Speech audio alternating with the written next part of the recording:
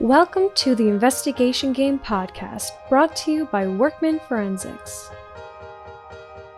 Welcome to the Investigation Game podcast. I'm Leah Wheatholter, CEO of Workman Forensics in Tulsa, Oklahoma. Joining me today are Seena Ghaznavi and Justin Williams. They're both comedians and hosts of the podcast Fraudsters.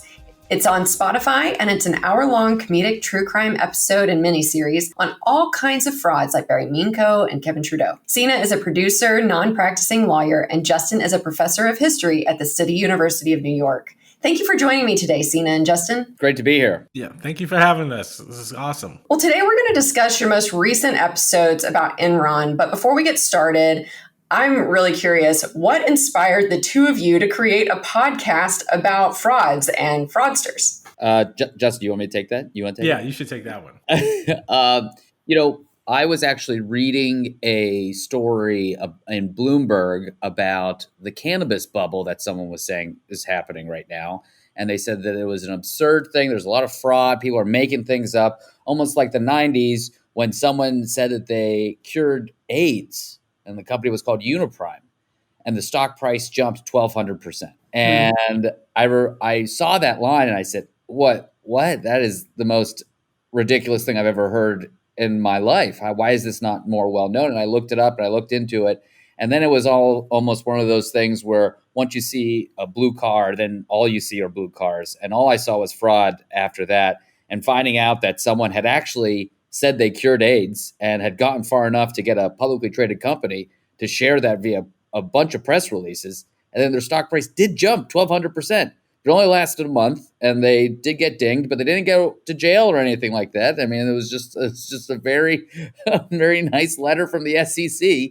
But yeah, so that was like the impetus of the show. And then our buddies are at the Last Podcast Network. I was talking to them about it, and they were like, why don't you just do the show with us? And so Justin and I have been kind of like partners in hosting on live radio for a long time now. And so it was like, the easiest decision ever to tag team this thing again. Yeah, awesome. And like really good timing too, I feel like, because of all the GameStop stuff and Wall Street bets. And I just feel like more people are paying attention to these types of things, especially the types of frauds that you seem to be covering on your podcast. So really, really great timing, I think. Yeah, the thesis of the show is like, have you taken advantage of vulnerable people financially? If so, then you're a fraudster that's going to end up on our show. Yeah, nice. I like it. One of my favorite cases that I got to work when I was working with the FBI as a student was on a pump and dump scheme. And I just still find that one like so interesting, that all of this fake marketing went out and it was just in those penny stocks, right? So all this fake marketing goes out and then all these people invest and it was an attorney, an accountant, a marketer, and something else. And then now we're seeing it in like conservation easements, like trying to sell like really wealthy people on, hey, you can have this conservation easement, have this tax shelter and all this stuff. So like really educated professionals and people that are supposed to have these professional ethics are now, kind of running. To me, it feels the same as a pump and dump, that because you've got all those same type of people. And anyway, so that's one of my fascinating. You're a professional fraud examiner. Are you ever surprised by any of these things anymore? No. What's the worst scam you've ever seen where like, even though, you can see how like, where you're just like, oh man, I really can't believe anybody fell for this one. Oh, that's a good question. They're like the most simple. And I think this is what a lot of fraud examiners actually investigate are just embezzlements within small businesses or within estates and trust. I mean, it's just that element of trust that just blinds somebody. And then, this person's been working with them for however many years. The ACFE says the life of a occupational fraud scheme is like 18 months usually. No, mine are like 4, 5, 10 years.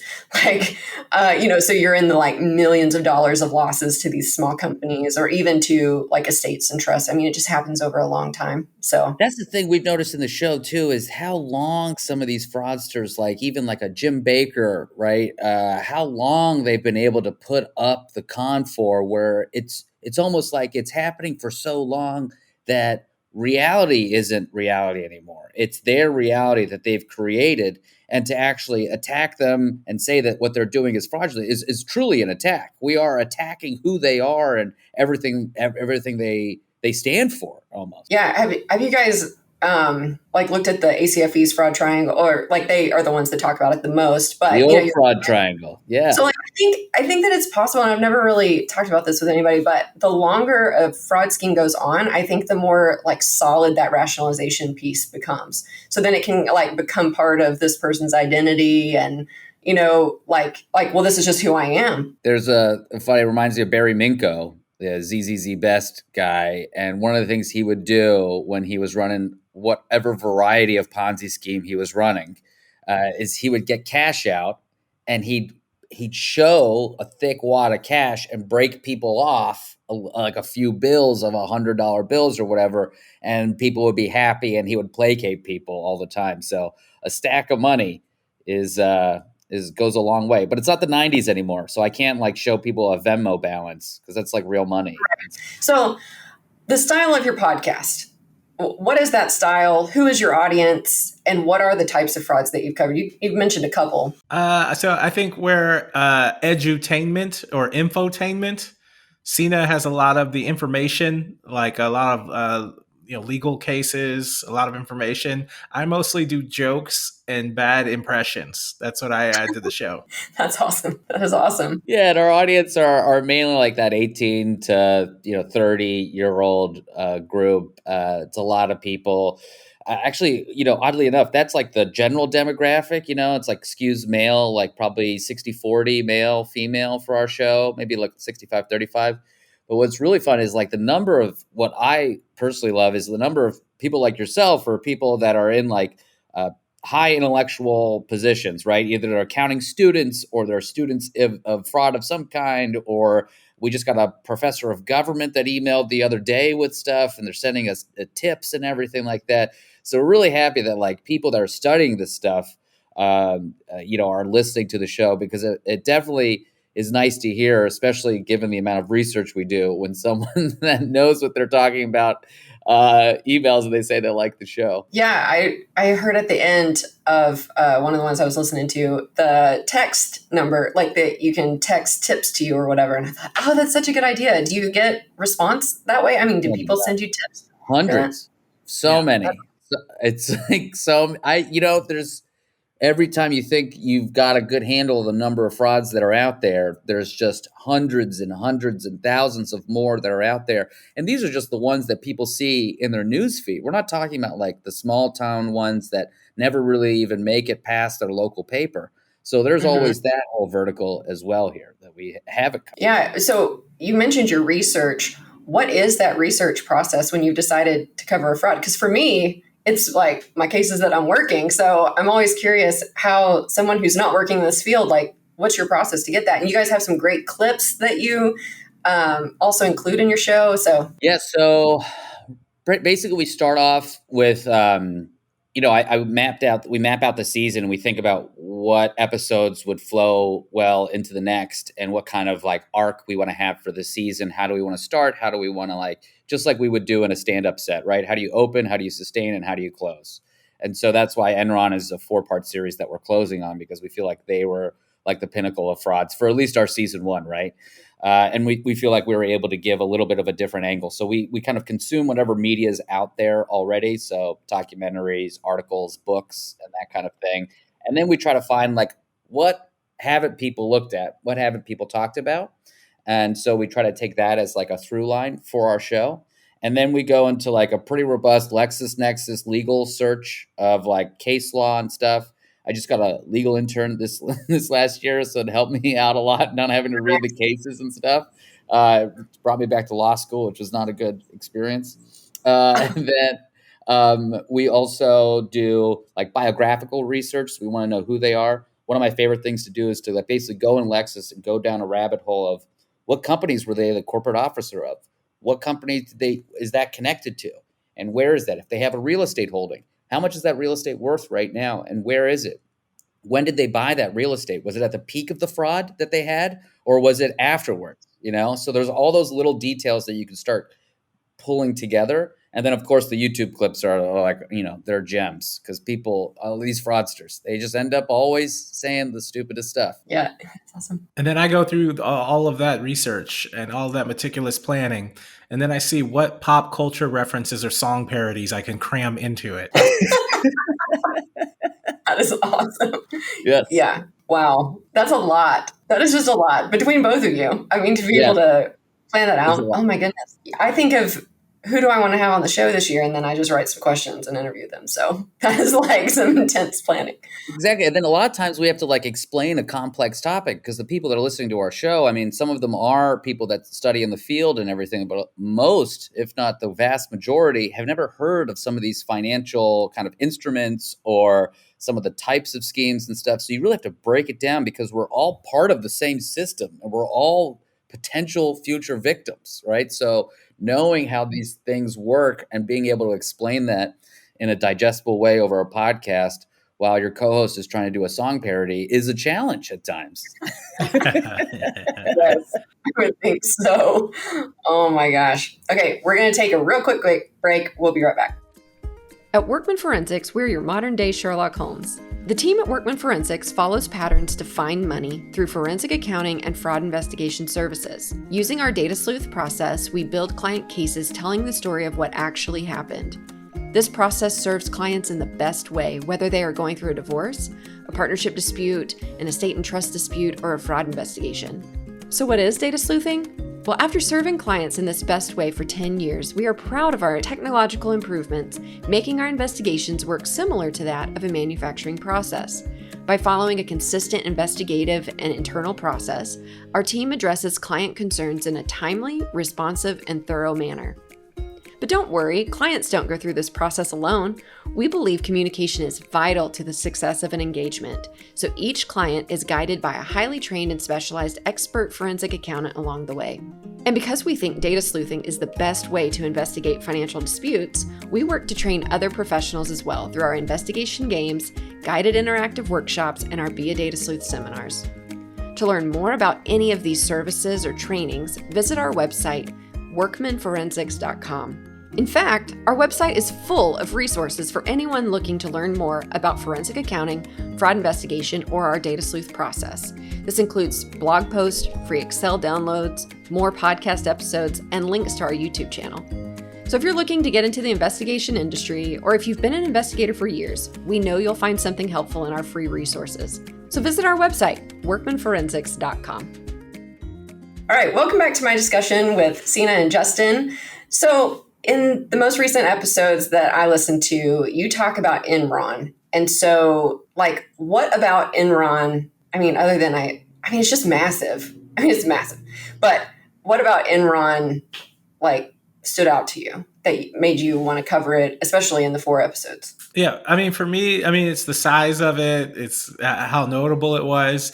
I didn't actually realize how far it went. I didn't realize that Blockbuster Video had managed to get entangled in all of this.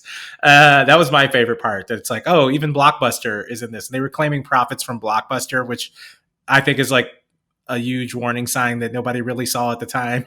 Yeah, that was wild. I had not heard that before. How did you find that? It's all over the materials. It's just one of those little details that people kind of gloss over. But like, if you're a millennial, I mean, like Blockbuster was your childhood. And like for us, like not rewinding and not getting the videos back and then thinking that this company was ever going to be successful, that like, the 7th largest company in America would get into business with them.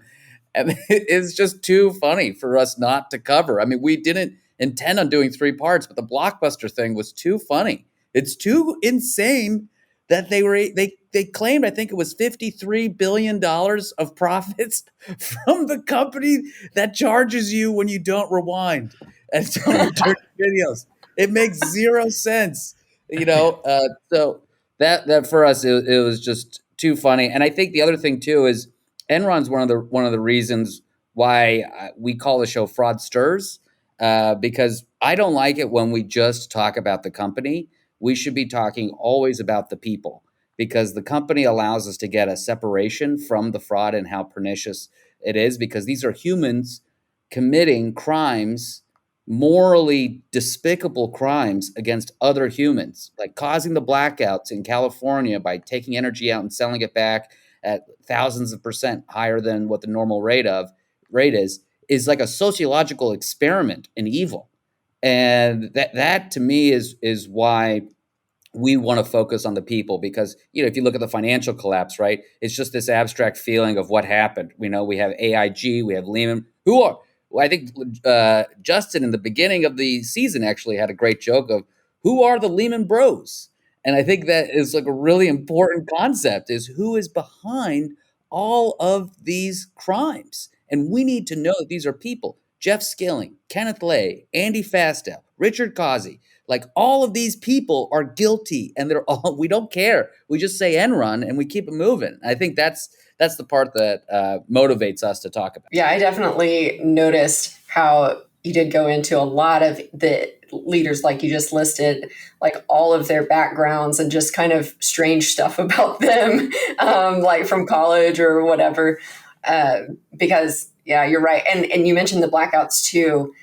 So my family's from Texas. I'm in Oklahoma, but originally from Texas. So my parents and my grandma were without electricity, during the ice storm or snowstorm and everything, just a couple months ago now, a month ago.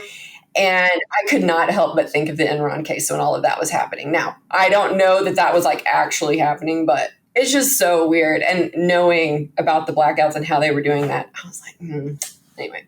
So my mom thinks I need to go investigate for, Texas or whatever. Yeah, the funny thing is, it's like, go ahead, Justin, sorry. They're not the exact same case, but they do have one word that's actually at the heart of both of them. It's deregulation. Exactly. Yeah, you're right. And even on that point, it's like, listen, we're not ones to say like government's not filled with idiots. I mean, the government is like filled with idiots. A lot of these things are not well run, but at the same time, when you throw the idiots like chum in the water, the sharks are going to eat them all up. And so California should have gotten the opportunity to get their, can we swear here?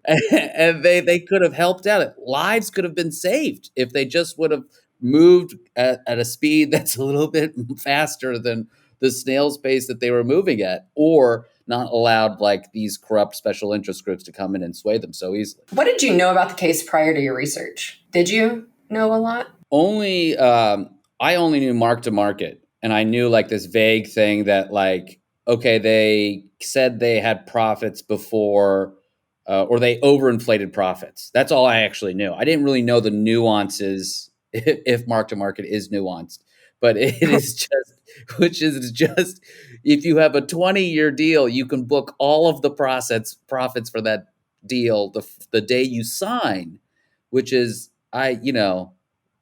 accountants did this. They made this. They thought this was a good idea. Do you know why it's a good? I don't know when it's a good idea to use it. No, I mean, I'm trying to think back, because what was the time range? I mean, I think this was before I was in college, just before I was in college, maybe.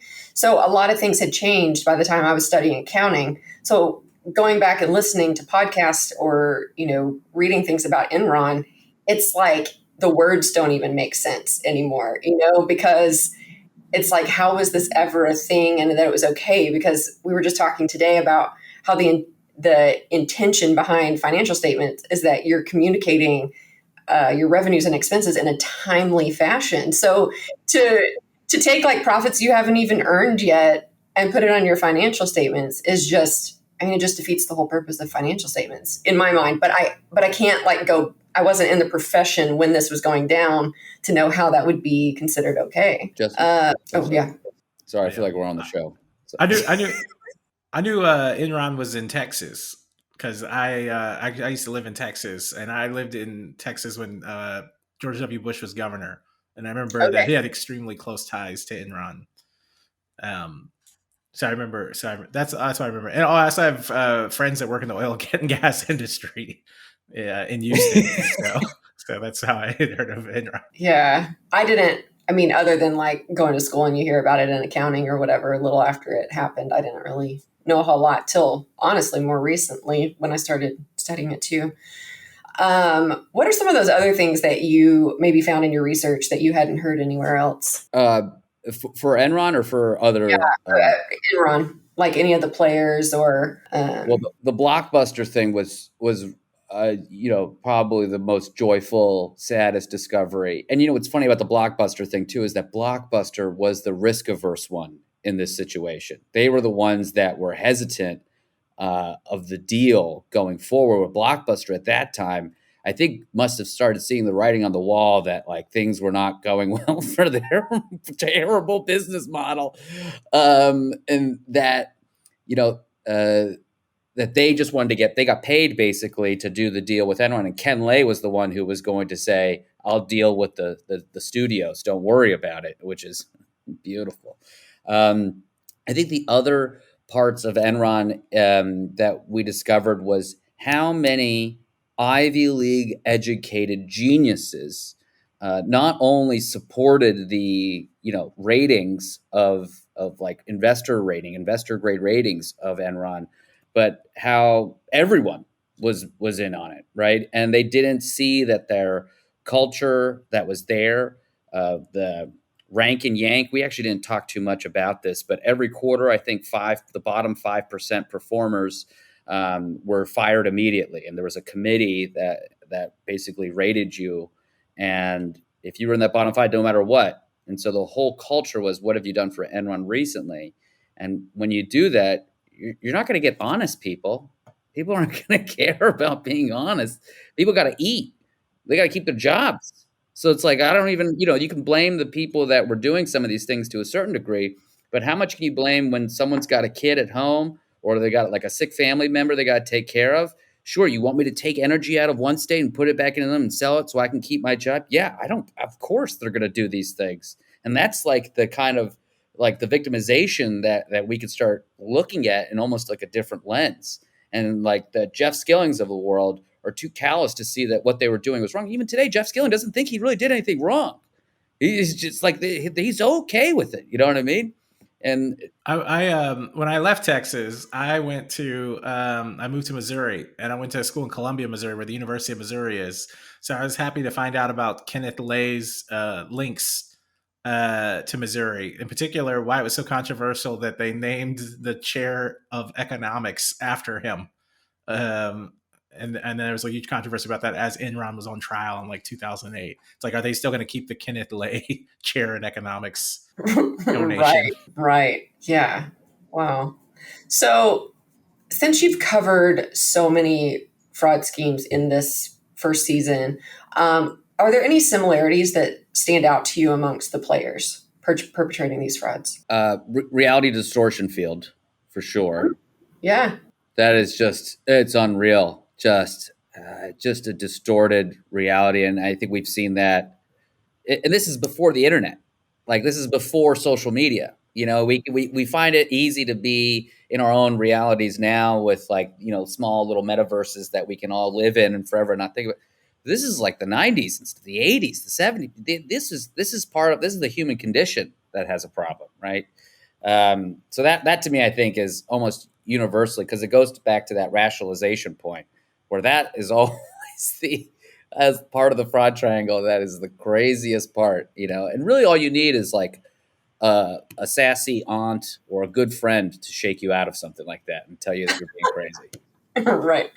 Oh my gosh. Oh yeah. The use of they, and that's part of the reality distortion.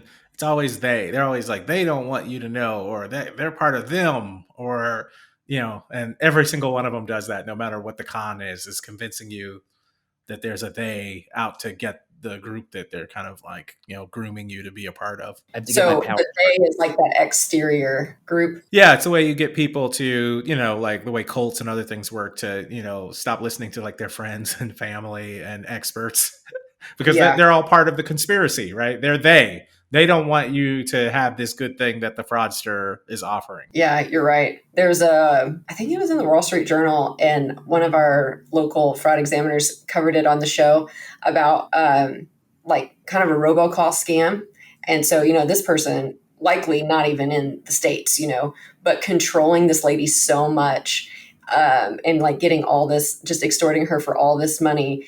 And she had completely like withdrawn from her family. I mean, that same thing, kind of like just grooming to remove anyone who would say, it doesn't sound quite right. So Yeah, that's interesting. That's a great point. I think one of the interesting things to me about the Enron case too was that not only was there this huge fraud going on, but Fast Al and like him skimming off the top, like in addition to everything else. Right? We couldn't even, I kept seeing that stuff and I was like, wait a minute, how is he's just taking the money. It's not even like a thing. We didn't actually talk too much about that. I wish we did, because Andy Fastow, I mean, I think I got lost in the corporate structures and trying to explain Raptors and special purpose entities and stuff like that.